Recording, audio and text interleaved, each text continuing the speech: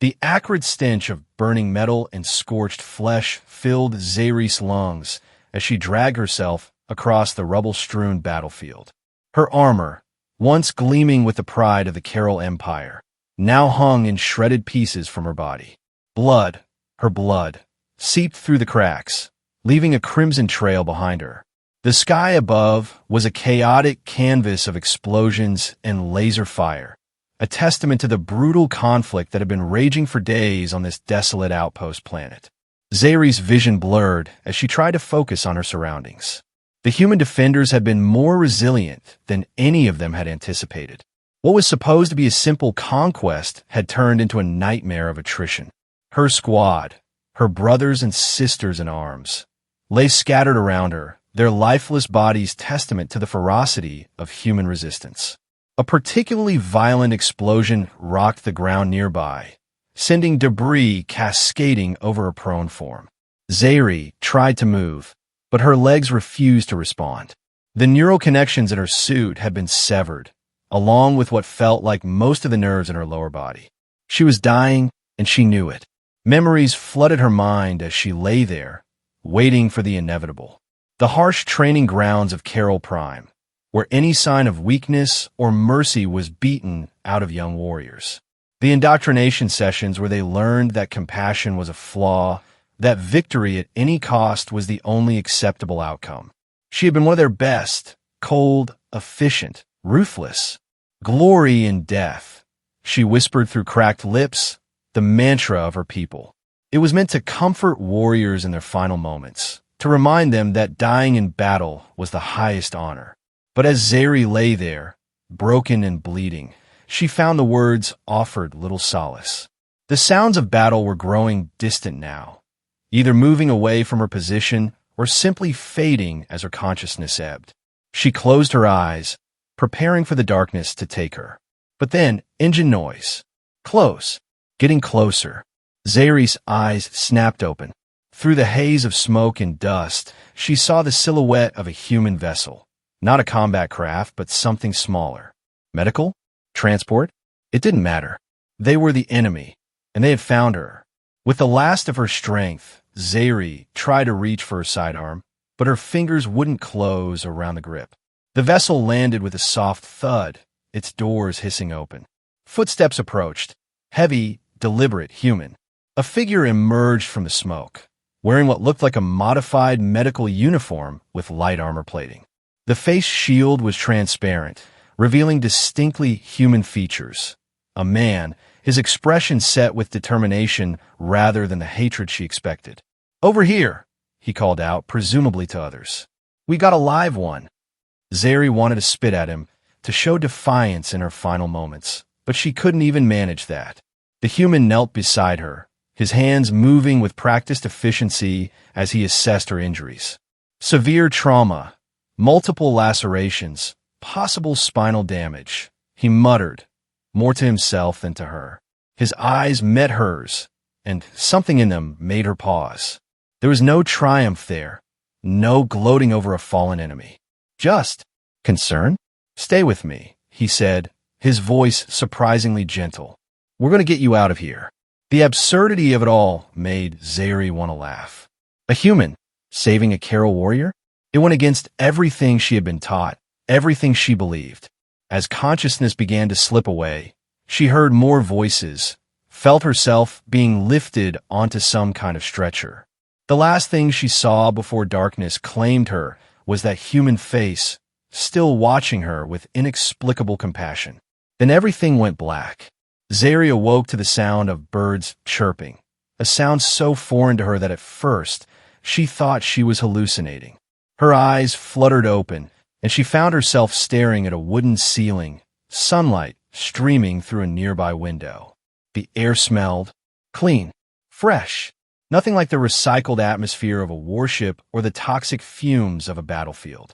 She tried to sit up, but pain lanced through her body, forcing her back down. Looking around, she realized she was in some kind of primitive dwelling, wooden walls, simple furniture, technology that seemed centuries behind what she was used to. Bandages covered most of her visible skin, and she could feel more beneath the simple garment she'd been dressed in. The door opened, and the same human from the battlefield entered, carrying a tray with what appeared to be food and medical supplies. He stopped when he saw she was awake, a small smile crossing his face. "Good. You're conscious," he said, setting the tray down on a nearby table. "I was beginning to worry. You've been out for almost a week." Zari's throat was dry, her voice coming out as little more than a rasp. "What?" The human, she still didn't know his name, understood her, meaning immediately. "Why did I save you?" He pulled up a chair and sat beside her bed. "My name is Ethan. I used to be a combat medic before. Well, before all this started. When I found you, you were dying. I couldn't just leave you there. I am your enemy," Zari managed, each word an effort. Ethan nodded, his expression turning somber. "Yes, I suppose you are. Or were. But I've seen enough death, caused enough of it myself. I made a promise after my last deployment that I wouldn't let anyone else die if I could help it, human or otherwise." The concept was so alien to Zari that she struggled to process it. In the Carol Empire, showing mercy to an enemy was considered the ultimate weakness. Yet here was this human, not only saving her life, but caring for her as she recovered. "You should have let me die," she said, turning her face away from him. "Maybe," Ethan replied, standing up. "But I didn't. And now you're here. The question is, what happens next?" He left the room, giving her space to think. Zari stared at the ceiling, her mind racing. Everything she had been taught, everything she believed was being challenged by this simple act of kindness. The Empire would see this as a betrayal. If they knew she was alive, in the care of a human, they would brand her a traitor. Days passed, and Zari's strength slowly returned. Ethan continued to care for her, changing her bandages, bringing her food, helping her with basic needs when she was too weak to manage alone. He never showed disgust at her alien appearance, never treated her as anything less than a patient in need of care. One evening, as the sun was setting and painting the sky in colors Zari had never seen before, Ethan brought dinner and sat with her.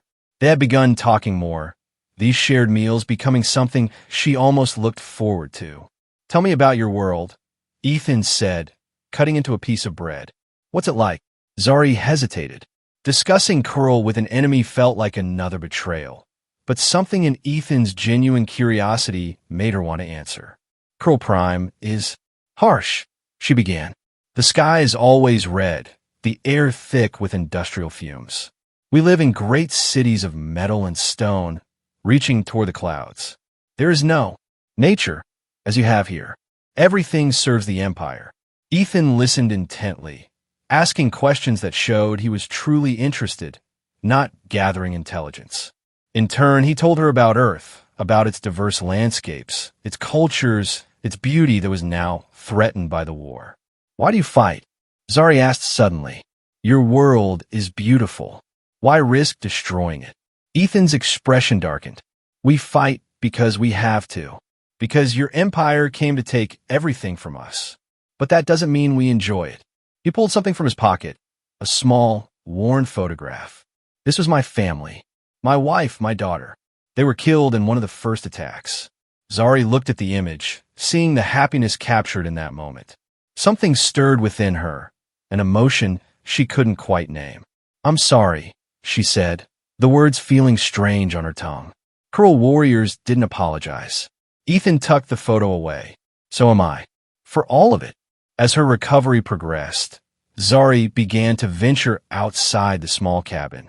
The world beyond was a resistance cell, but help would take time to arrive. The scout ship landed in the clearing near the cabin. Two Carol warriors emerged, their armor gleaming in the sunlight. Zari recognized them. Not personally, but their rank insignias marked them as retrieval specialists. "Warrior Zari," one called out, his voice amplified by his helmet. "You are ordered to return to the Empire for debriefing." Zari stepped forward, Ethan at her side. "I will not return," she announced, her voice steady. The warriors exchanged glances. "You have been compromised by enemy influence. If you do not comply, you will be designated a traitor and terminated." "Then I am a traitor," Zari declared. The words, once spoken, felt like a weight lifting from her shoulders. I choose to stand with those who showed me mercy when my own people would have left me to die. The fight was brief but intense. Zary's knowledge of Carol combat techniques, combined with Ethan's human unpredictability, proved effective against the two warriors. When it was over, both retrieval specialists lay dead, but Zary knew this was only the beginning. "They'll send more," she said, examining the fallen warrior's equipment. "Many more." Ethan nodded grimly. "Then we'd better be ready." The main assault came a week later. A Carol battlecruiser appeared in orbit, its massive form casting a shadow over the landscape. Drop ships descended like angry hornets, disgorging squads of warriors across the countryside. The human resistance had arrived by then, a ragtag group of fighters led by a woman named Sarah. They had set up defensive positions around the cabin, turning Ethan's peaceful home into a fortress. "Why are you doing this?" Sarah had asked Zary when they first met. "Why betray your own people?" Zary had looked at Ethan, then at the beauty of the world around them. "Because I've learned that there are things worth fighting for beyond conquest and glory. Because I've discovered what it means to be truly alive." The battle was fierce. Carol warriors advanced with typical precision, their energy weapons cutting through the air. The humans fought back with everything they had: conventional firearms, improvised explosives, and sheer determination. Zary moved through the chaos like a force of nature. She knew every weakness in Carol armor, every flaw in their tactics.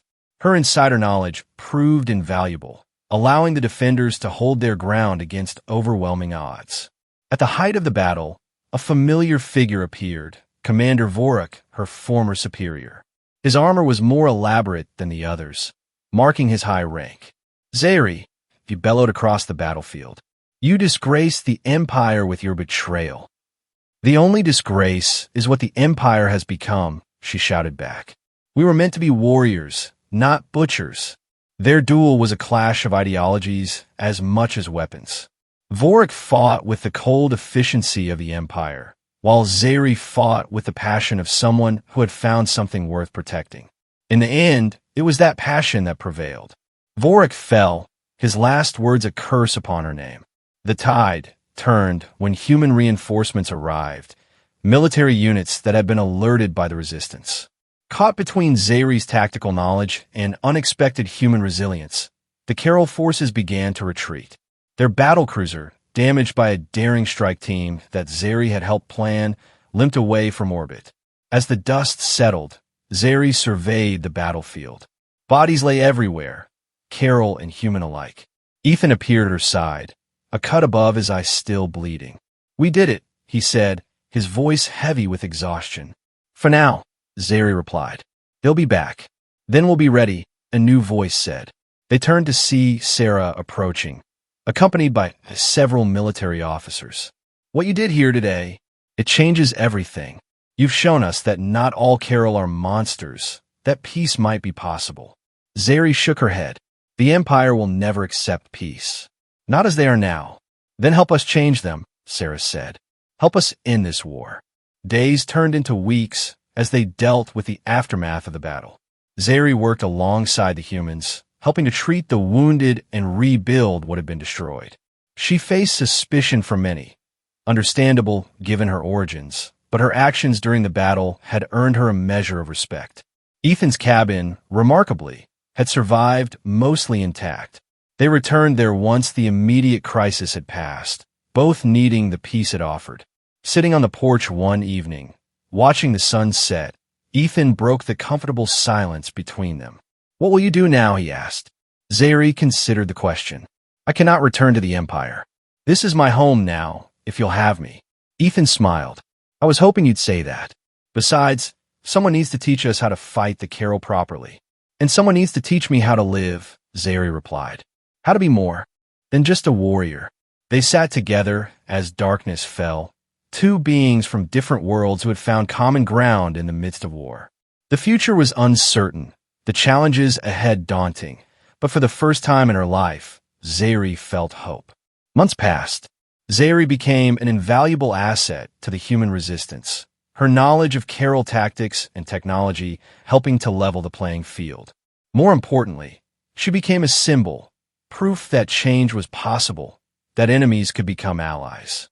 She and Ethan grew closer, their relationship evolving beyond patient and caregiver. They shared stories, dreams, fears. Zeri learned to appreciate the simple pleasures of human life: music, art, laughter. Ethan learned about Carol culture beyond its military aspects, discovering a rich history that had been buried beneath generations of warfare. One day, while working in the garden they had planted together, Zeri paused and looked at her reflection in a window. She barely recognized herself. The hard edges were still there, but softened now by something she had once considered weakness, but now knew was strength, compassion. "You know," Ethan said, joining her, "I never thank you properly." "For what?" Zeri asked. "For choosing us, for fighting for us, for showing me that redemption is possible, even in war." Zeri turned to him, seeing in his eyes the same affection she felt. "I should thank you. You saved more than my life that day on the battlefield. You saved my soul." As they stood there, the sound of children playing in the distance reached them, refugees who had found safety in their small community. It was a sound Zeri had never heard on Carol Prime, where children were raised to be warriors from birth. "This is worth fighting for," she said softly. Ethan took her hand. "Yes, it is." The war continued, but something had fundamentally changed. Word spread of the Carol warrior who had chosen humanity, who fought alongside those she once called enemies. Other Carol began to question, to doubt, to defect. The Empire's iron grip was weakening. Zeri knew the road ahead would be long and difficult. There would be more battles, more losses, more challenges to overcome. But as she stood there with Ethan, surrounded by the beauty of Earth and the resilience of its people, she knew she had made the right choice. Her final moment as a Carol warrior had indeed become something else. Not just her salvation, but perhaps the salvation of two species. In choosing compassion over conquest, mercy over vengeance, she had found a strength greater than any weapon.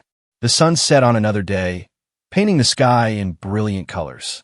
Somewhere in the distance, a bird sang its evening song. Zeri listened, smiled, and knew she was home. Years later, when historians would write about the end of the human-Carol War, they would point to that moment on the battlefield when a human medic chose to save an enemy warrior. They would speak of Zeri, the first Carol ambassador to Earth, who helped forge a peace treaty that ended generations of conflict. But for Zeri, the most important moment would always be that first awakening in Ethan's cabin, when she discovered that the universe was far more complex and beautiful than the Empire had ever allowed her to see. It was there, in that simple wooden room, that her journey from warrior to peacemaker truly began. The path from that battlefield to peace was not straight or easy. There were setbacks, betrayals, moments when everything seemed lost. But Zeri never wavered in her commitment to her new home and her new people. She stood as living proof that change was possible, that understanding could bridge even the widest gulf between species. In the end, it wasn't superior firepower or tactical brilliance that won the war.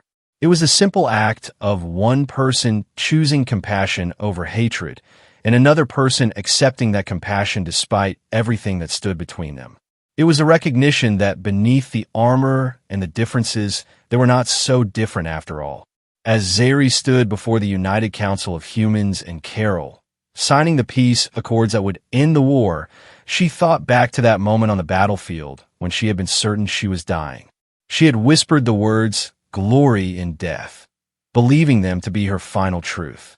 Now she understood that there was greater glory in life, in choosing to build rather than destroy, to heal rather than harm, to love rather than hate.